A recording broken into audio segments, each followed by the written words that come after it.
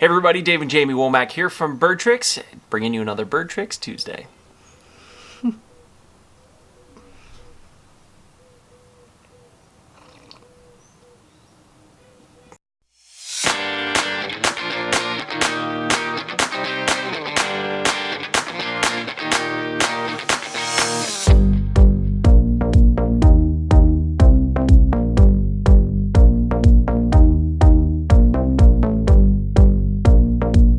So this month we're talking to you guys about, what was our topic? Emergency recall. Emergency recall. Oh boy. So we've talked before about emergency recall and never really given a video on what exactly it is and how to implement it. And it kind of came about when we first started with CRESSI. There was no information out there really, and we wanted to start free flight with the most difficult bird that we thought. And a gray is definitely a very difficult bird for free flight. And so what we want to do is teach her that, hey, there's danger in the air. How do we get you to come back 100% of the time? And it's basically as simple as pairing the whistle with mealtime. Now, you have to be careful, and the reason we use it as an emergency recall is you don't want to use it all the time. So this is like, hey, I have to go. Come back now. Or, hey, there's a predator that I saw in the area. You're a small or medium-sized bird. Come back now. Kind of think of it for like, if your bird was out all day, you're rattling the food dish at the end of the night, they know it's dinner time. It's whatever call you can establish that just lets a bird know that, hey, your favorite treat or your dinner is coming. So yeah, and this is going to come into play with some of us, some of our students actually, because they're like, hey, my bird wants to keep flying, but I don't have this much time to give every single day. So how do I end the session on a really high positive note where the bird isn't getting upset that we're going inside?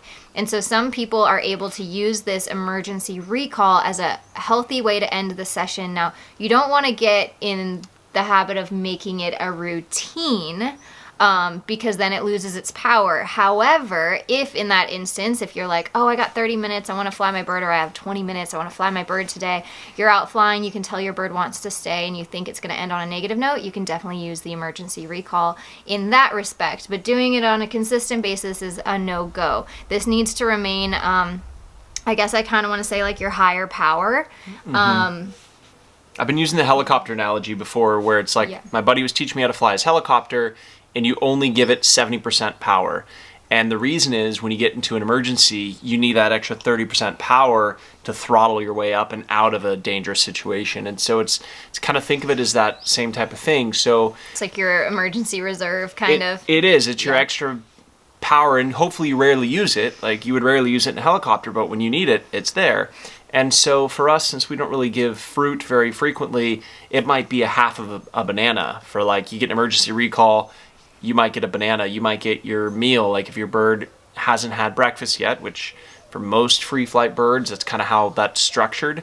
It's like you blow the whistle really loud and long and they know that breakfast is coming. So yeah, so we kind of talk about jackpot rewards, and for my birds, a jackpot reward would be a lot of a little treat, like maybe 10 pine nuts, or it would be an entire almond or a whole walnut or something like that, where it's a jackpot reward. Now those are jackpots, those are valuable, but that's nothing compared to the emergency recall reward. So if I offer my bird a banana, they're gonna go absolutely crazy and be so excited about that. So that is like never get it. above and beyond my jackpot reward. So I want to make sure that it's clear that jackpot rewarding is not the same as the reward used for an emergency recall. This has to be its own prized possession. And so let me explain what it isn't.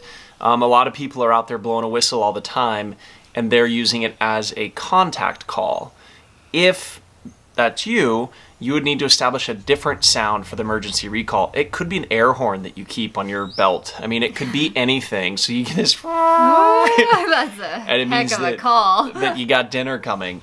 The difference with how some of the other flyers are using a whistle, it's just a constant way to stay in touch with the bird so they know, hey, here's where I am. If you go back to our CRESSI seagull chase, the whistle was the emergency recall, but it also stood as a, hey, you focus on not dying, I'm still in this location, just listen. Yeah, she didn't have to look and see where we were because she could hear exactly where we were. And when we're just flying off cliffs or flying in fun locations, you'll hear us go like, woo, go JINXie, or yeah, go CRESSI. And you'll kind of hear us contact calling back and forth with the bird, just letting them know where we are at all times. So they don't have to exactly look and see where we are. They just know by hearing us, which makes it so much easier for them to play and have fun and come back to us without having to think so hard. So yeah, so decide now if you want the emergency recall to be a whistle, and if it is, don't use that whistle for always Contact every single flight, using it for contact. Yeah, and a lot of people do use it for contact calling because they don't want to throw out their voice, or if their birds tend to fly long distances or really far distances, they don't want to be yelling and screaming and calling. So if you're one of those people where you want to use a whistle as a contact call, just keep in mind you need to make sure everything has its own. Some tips on whistles when you do go looking for one. You can see it on our Amazon shopping list, but we use a Fox 40 whistle. Basically what you want is a waterproof whistle so that it doesn't fill with your spit and stop working. You want to be able to have a guarantee that you blow through that thing, it's going to be loud, it's going to be strong, and it's going to work. It'll work, yeah. Takes me way back, but I was a referee in ice hockey for a season. I was terrible as a ref, terrible.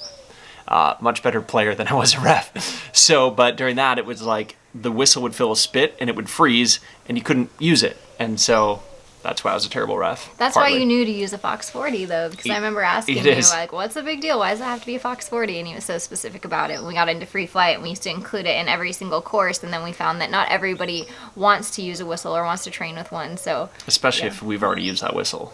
Babe.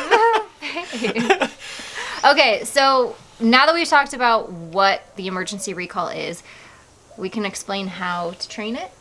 Yeah, so you would just kind of train it slowly. It's not something that you're going to see a lot of instant repetition with, but you could, you just want to start to associate that the whistle means high value treat or dinner. And so if you blow the whistle and then put the dish in their cage, and that's their dinner or their breakfast chop, because if you use it for the breakfast, it might be a little bit stronger for you because the bird's been 12 hours without food naturally because the bird was sleeping 12 hours, right? Sorry, all my consults yesterday were like, well, maybe 8 to 10, maybe 12. I try. It's just like... So, 12 hours! It should be 12 hours where the bird had no food because he was sleeping. So you could blow the whistle in the morning and give breakfast, and then wait a day or two, do it again. No, not the whole breakfast. You want to get breakfast every day. Wait a few days. But blow the whistle when your bird is the hungriest and then has a big meal coming. And so what'll start to happen is your bird will start to associate the sound of that whistle with that content feeling of being full. And you'll notice it when the bird is anticipating. So it's a lot of the same thing that you see with the clicker when you click and then the bird's like looking for where the treat's coming from. It's kind of the same with the whistle. When you see that anticipation, you know that the bird is getting it. So on that, make sure you're not blowing the whistle when the bird's screaming, because it's essentially becoming a second version of a clicker. Yeah. So you want to click or whistle when the bird's calm and just chill, not pacing back and forth or frantic, being anxious. a spaz. Yeah, you want to do it when you catch the bird being calm, blow the whistle for 1 to 2 seconds, and then put the food in. And you would do this maybe once every day or 2 or 3 days, and just do that for a while, and you'll start to notice, as Jamie said, when they hear that whistle, they should be rushing over to the food dish because they know food's going to come. So that's kind of how we would suggest training it, and you could randomly blow the whistle and give a really high value, like we mentioned that we don't usually give bananas, but we might blow the whistle and then give the bird a chunk of banana, a big chunk of banana. So they just need to associate it with not just like a treat, they need to associate it with a huge meal or a big deal, big value. Yeah, and I want to point out that again, this is different for everybody. So for our birds, it's a banana.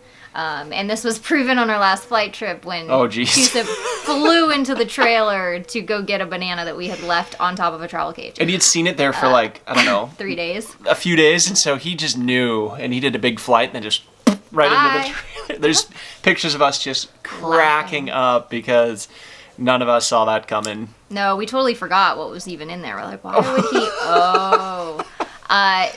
But on that same trip, we have a flight student who has a galah named Boomer, short for boomerang, and his whistle treat is his chop. He loves his chop, and he gets 2 meals of it a day sometimes. And so for him, that was the big deal. That was the big reward. So keep in mind, it's going to vary just as treats vary from bird to bird. This emergency recall reward is going to vary bird to bird. So find yours. So, and if you're out there flying, like I'm going back to our flight trip with Boomer, if we knew that the end of the day was kind of coming, you could train this outside. It doesn't have to be trained prior to being outside. It can be trained in the moment too.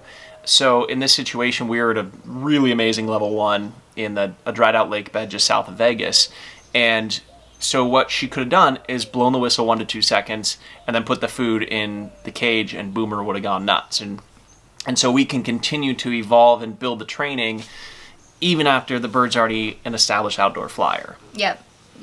And this is kind of how we use the emergency recall. I know that like you train it as like a 1 whistle, but man, when you're in the moment, you're freaked out. It's like, it's just like a blowing fiasco mess. That's how I am. I'm just like, whistle.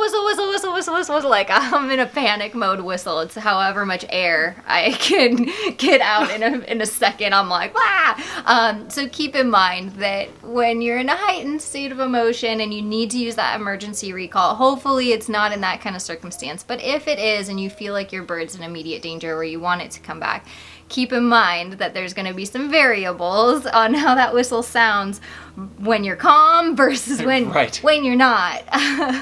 But to add a little bit more clarification to that, I mentioned like don't treat it as a contact call. Yeah. However, in an emergency situation, it will serve as both the emergency recall and a contact call. Yeah. But it's when it's trained as an emergency recall, you can continue to blow it and the bird will hear that you're there and be able to just audibly know where you are. Mm-hmm. A lot of people forget that once a bird's up like 10 feet in the air, it's a totally different perspective of the ground. I mean, think about flying in an airplane. You see exactly where everything is down there. And the birds, they generally know, so you don't have to always be contacting them unless it is an emergency. It's pretty smart. Yeah, or there's a lot of spaces to go out of sight or something of that nature. But for the most part, where we're flying, they're not really out of sight for long. They might dive down a cliff, but for the most part, they're popping up so quick that it's only a few seconds. Or if they go behind something, it's only a few seconds. It's not an extended amount of time. But depending on where you're flying, that may be different, and you may feel like you need to contact hang call. Loose. Contact more often. I'm so easily distracted. It's Contact call? It's pathetic. You need to hang loose. Contact your bird and hang loose. Anyway, that was helpful. Why do they even watch us? I don't know. Sometimes I'm like, we just lost how many subscribers on that one? These people. We are so smart. Keeping it professional. Yeah, become a flight student. Then you get this all the time. Probably the question we'll get is what's the most you could train this in a week? And I would say maybe 5 times in a week.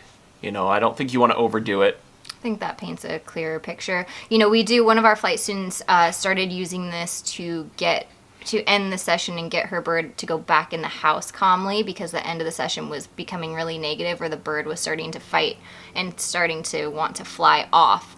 And so she started using this as like, hey, at the end of the session, we get to go in and you get this amazing, amazing reward. Again, be careful this doesn't turn into every single time. But if you start to notice a behavior like that, where you're dealing with something scary, like a fly-off, and you're starting to notice a pattern of behavior where it's like, ooh, I could be dealing with something, go back, look at your training, look at maybe there's a way to expend energy indoors before you go outdoors so your bird isn't as anxious to spend time outside. Maybe there's a way to get your bird to enjoy being in an aviary a while so it's not wanting to stay outside for sunlight or lack thereof. And really look at the training. But again, it's something that you can use when you absolutely need to, when you recognize like, oh crap, I might be dealing with a fly-off. We're going to do emergency recall. We're going to get this bird safely inside. I think there's also a misconception when people see freestyle flying. They think that the birds are out all day, and but it actually ends up being like we might fly for an hour or 2. And yeah, for most flight trips. The birds don't, you have to keep in mind, like flying, it's beautiful and it's amazing, but it's not that easy. It's exercise. So unless they have wind to just like coast on, it's a lot of hard work to come up and down out of the canyons. And for our birds, they won't usually dive down if there's no wind to push them back up, because it's just not fun having to fly back up that hard. So yeah, I mean, there's flight trips where we've stayed out half the day, but the birds are not flying that entire time. They're just kind of hanging out, they're taking a break, and then we have like flight times, and then we have chill times. So that's probably the longest that we're ever out, but those are dedicated flight trips. It's not like the norm. That's like a treat for me. I feel like it's a treat for me. But like we'll fly maybe 24 flights with TUSA, and then he's done. He's done. You know, so just kind of keep that in mind as you're training the emergency recall. You would want it where the birds sort of, you'd want to vary this up actually. So you might do like 3 great flights, and then depending on your bird's fitness, do the emergency recall, give breakfast then. We'll be done. You might also want to change it up so the next time it's after 12 flights or 24 flights. It really depends on the type of bird, the fitness level of the bird, but you want to vary when that happens so that your bird doesn't associate, okay, I get physically exhausted and then I get my breakfast. You want to make sure that it gets swapped around, so it's, hey, 3 great flights, great, I need you to come back because we got to go. Something happened, you know. That was a great one. So that's going to be important. That's why they pay you the big bucks. That's a good one. Or if you're COMET, 1 flight, done. 1 running marathon, done. Yeah. It's so true. He's adorable. We were just saying how, because we got pictures, and I wanted a picture of him, TUSA, and Morgan all on the ground at the lake bed. I was like, oh, we'll just set them all down. They'll pose for a photo. We'll get a really cute photo. Not happening.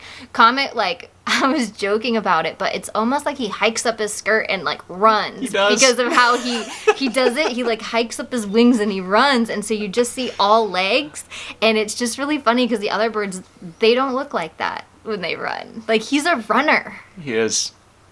He's an athlete. Stop it. Stop it. Special. He's a man.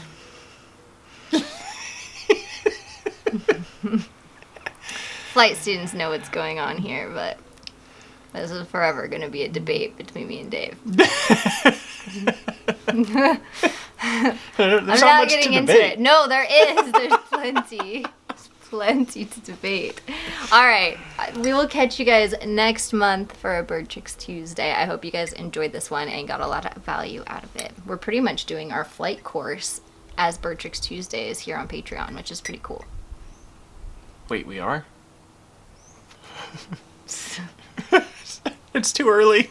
Yeah.